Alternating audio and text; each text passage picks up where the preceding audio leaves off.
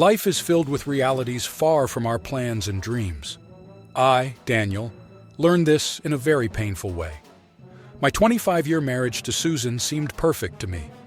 But one summer day, everything changed. That day, when she looked into my eyes, I realized that those looks were no longer just for me. Now, I will tell you how a man's heart was broken and slowly healed. But first, I have a question for you. Can a lightning strike destroy a love that has lasted for years? My wife Susan and I lived in a small town outside of Chicago, and our daughter Eliza lived in Denver with her own family. In peace, my job provided me with a comfortable life, and everything seemed to be going well until the neighbor's summer party. The party was a summer celebration organized by our neighbor every year. As in previous years, we set off to go there with Susan, but that day, the sparkle in Susan's eyes was different.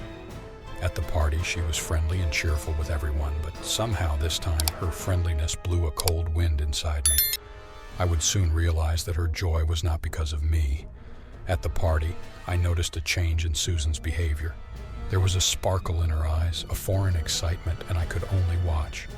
After years passed together like a long dance, watching another man bewitch her filled me with bitter sadness. The world turned dark when I first saw her with that stranger. Susan's eyes were lost, and after that night, the coldness of our bed seeped into my heart. Later, when I learned that Susan had left the love in our life for that stranger, my world came crashing down on me. When Susan told me she was pregnant after spending a night with that stranger, my world was shattered. That stranger was a literature teacher at our school and had entered Susan's life only a few months ago. The feeling that the child Susan was carrying was not mine drove me to pick up my phone and call my lawyer, thus starting the divorce process. The divorce process was like collecting broken glass pieces. While I was suffering, I also had to accept this pain. Could there have been a life left to live with a wife who had become pregnant by another man? Our lawyers formalized our separation on paper, and we parted ways. Then Susan gave birth to the child. Hi, would you take a moment to like this video and subscribe our channel? When I heard that Susan had given birth, I went to see her. Could I be the dumbest man alive? But I was curious because that child could have been mine. Going to see Susan knowing that the child was not mine was tearing me apart. But my curiosity convinced me to see Susan and her newborn. He had come into the world with an innocent face, carrying his mother's eyes. As soon as I saw the child who should have been mine but was not, I immediately left and decided to focus on my own life. What else could I have done?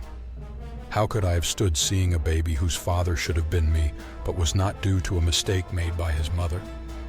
Life went on, and I met Clara. Clara was a former police officer who spoke boldly about life.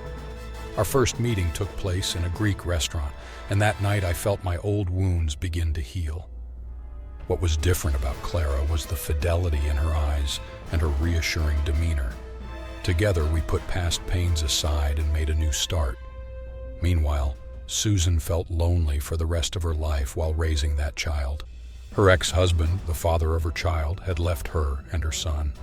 I would see Susan from time to time in the market or park, and we would greet each other. But both of us knew that what was in the past should stay in the past. We were moving on. In each encounter, we quietly asked ourselves whether the choices we made were right. Yes, sometimes we are swept away in the flow of life. But remember, after every waterfall, a calm river awaits us. This is my story, and as you write your own story, don't forget that everything you've lived through has brought you to today. I would like you to comment on these events and my story. Was it a mistake for me to visit Susan and her child? Am I a weak man? Please be considerate in sharing your thoughts. Let's briefly conclude this story. Despite the pain and turmoil, visiting Susan and her child wasn't a mistake. It was an act of closure, a final chapter in a chapter-less book. It was a moment of confronting reality, acknowledging what could have been, but ultimately wasn't.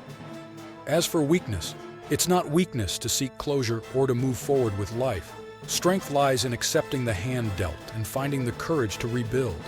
In the end, life moves forward, sometimes in unexpected ways. Daniel found solace in Clara, while Susan navigated her own path. Their encounters may have been brief, but they served as reminders of the resilience of the human spirit. And as they each embarked on their separate journeys, they carried with them the lessons learned and the wisdom gained from a love that was and a love that wasn't. Thank you for joining us on this emotional journey. How did you find the story? Let us know in the comments below. Don't forget to like and subscribe to our channel for more compelling narratives and engaging content. Your support means the world to us. Until next time, stay tuned for more.